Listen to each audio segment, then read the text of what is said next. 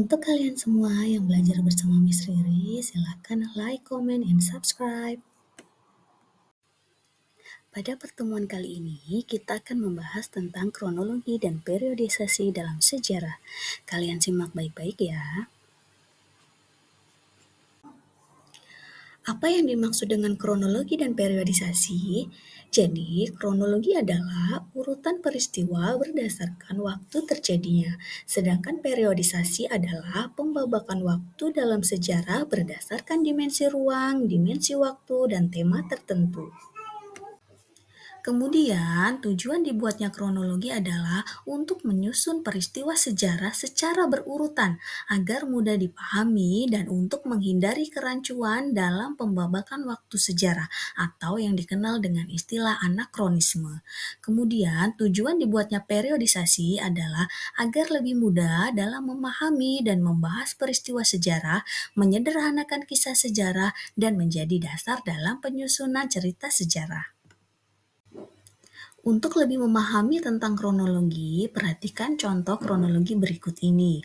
Kronologi Proklamasi Kemerdekaan Indonesia dimulai dari tanggal 14 Agustus 1945 ketika Jepang menyerah pada Sekutu, kemudian dilanjutkan pada 15 Agustus 1945, pemuda Indonesia yang mendengar berita kekalahan Jepang kemudian melakukan rapat pemuda yang hasilnya kemudian disampaikan kepada golongan tua antara lain Soekarno dan Hatta.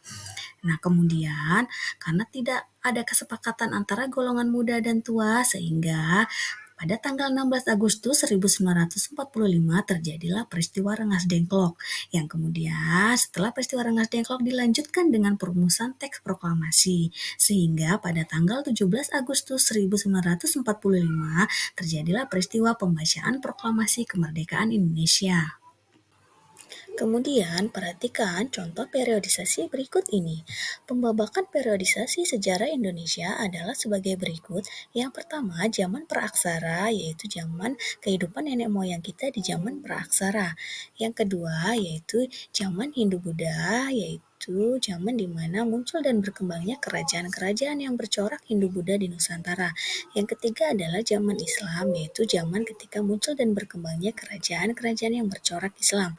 Dan yang keempat adalah zaman kolonial, yaitu zaman penjajahan bangsa barat seperti Portugis dan Belanda. Dan yang kelima adalah zaman pendudukan Jepang, yaitu zaman ketika Indonesia diduduki oleh Jepang sampai kemudian Indonesia merdeka. Dan yang keenam yaitu zaman kontemporer yang meliputi revolusi kemerdekaan, Orde Lama, Orde Baru, dan reformasi. Jadi, dapat disimpulkan bahwa kronologi adalah urutan kejadian dan periodisasi adalah pembabakan peristiwa sejarah.